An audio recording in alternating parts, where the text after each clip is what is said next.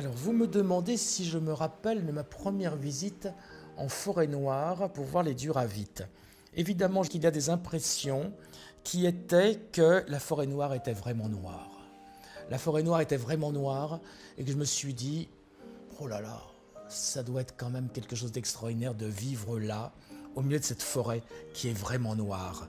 Et au milieu de cette forêt vraiment noire, il y avait un éclair de lumière, il y avait une boutique qui est toujours là, au bord de la route, qui vendait des coucous. Coucou, coucou, coucou, coucou. Et ils vendaient des coucous petits comme ça, et ils vendaient des coucous géants.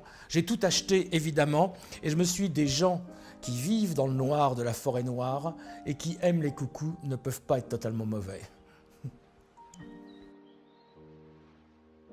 Qu'est-ce que m'inspire les 200 ans de Duravit? Eh bien, quelque chose d'extrêmement clair, qui est que l'honnêteté est le meilleur investissement. C'est-à-dire, aucune compagnie ne peut durer 200 ans, ou même 100 ans, ou même 50 ans, ou même 20 ans, si elle n'est pas basée sur cette fameuse honnêteté, et si elle n'est pas basée sur une réalité du travail. L'important, c'est le centre de la chose, qui est le savoir-faire, quel qu'il soit. Ces gens-là ont un savoir-faire dans quelque chose d'extrêmement compliqué, qui est mouler de la porcelaine. La porcelaine, c'est la pire matière du monde.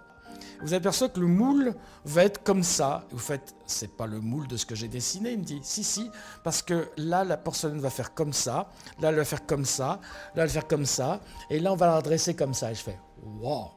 Et donc, c'est pas des théories, c'est pas un ordinateur, ça s'appelle l'empirisme. Et l'empirisme, c'est une des grandes beautés de notre humanité, de notre espèce animale. C'est la beauté de gens qui, par hasard, trouvent, par observation, et se disent « on peut en faire quelque chose, et on le fera mieux, et on le fera mieux, et on le fera mieux ».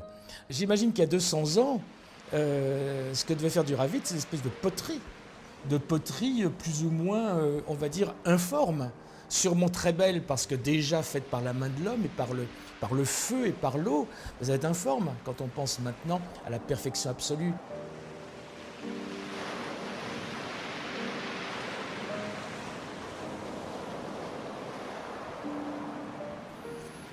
Et je vu évoluer l'univers de la salle de bain à travers ma collaboration avec Duravit. Oui, beaucoup. La première fois que je les ai rencontrés, ces gens formidables me demandaient de faire presque des objets de mode, en mettant des couleurs, en mettant des formes très particulières. Et j'ai refusé. Ça a été d'ailleurs un moment un peu de non-compréhension entre nous, car je n'imaginais pas qu'un lavabo puisse être à la mode, puisqu'on peut quand même imaginer que c'est un objet solide, purement fonctionnel, et qu'on peut essayer de l'avoir pour longtemps.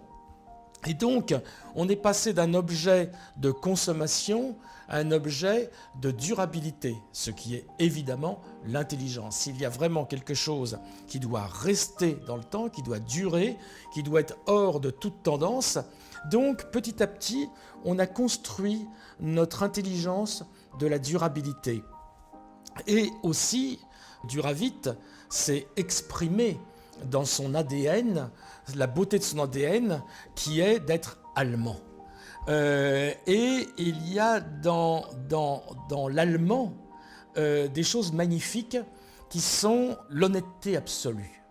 L'honnêteté, le devoir de donner à l'autre l'objet, le produit le plus honnête possible. Et pour cela, il faut travailler. Donc c'est l'amour du travail. Et ça implique l'amour de la durée du travail. Travailler avec Duravit, au début, j'étais choqué. J'étais choqué parce que moi, à contrario, j'aime évidemment la durabilité, j'aime l'héritage, mais j'aime bien malgré tout le faire vite. Malgré le fait que l'on se connaisse, qu'on soit des équipes extrêmement rodées, eh bien, il n'y a pas un produit qui sorte qui n'a pas été pensé au minimum 3 ou 4 ans avant. Donc, il y a une grande beauté à une époque de société de consommation, d'immédiateté, de vitesse, de voir des gens qui disent non, on ne fera pas n'importe quoi. On n'ira pas vite pour prendre des parts de marché. On n'ira pas vite, on ne prendra pas une technologie qu'on ne connaît pas. On fera les choses bien ou on ne les fera pas. La créativité est une façon pour moi de mériter d'exister et ça tombe bien parce que, je le répète, c'est une maladie mentale. C'est une maladie mentale qui fait que je vis seul, comme un moine, en me levant très tôt, en me couchant tôt, en mangeant le moins possible, ça ne se voit pas parce qu'hélas il y a les voyages, et en étant en permanence dans l'avenir, dans l'avenir, dans l'avenir. Pour comprendre finalement ce que je suis et la vie, et pourquoi tout ça, c'est le mythe de Faust. Faust vend son âme au diable. Moi, j'ai dû faire une erreur étant jeune. J'ai vendu mon âme au diable pour créer. Et donc c'est ce que je fais depuis mon premier jour de naissance jusqu'à ma mort. Après, il faut un petit peu de savoir naturel, on va dire technique, qui est juste professionnel, mais ça c'est normal quand on est un petit peu curieux. Mais avant tout, c'est le même travail, car c'est comment puis-je faire pour aider ma tribu à avoir une meilleure vie.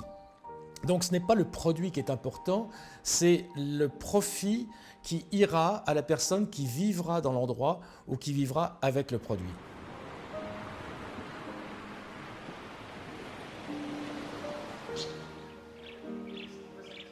La beauté, c'est de faire un métier qui est vital, c'est-à-dire un métier qui sauve les vies, qui crée les vies, pourquoi pas, et qui sauve les vies. Le design n'est pas vital. Le design, à son mieux, peut avoir l'espoir, si ce n'est la prétention, d'améliorer la vie. Mais aujourd'hui, nous ne sommes plus dans le cas d'améliorer la vie, nous sommes dans le cas d'urgence, en prioritaire, de sauver les vies.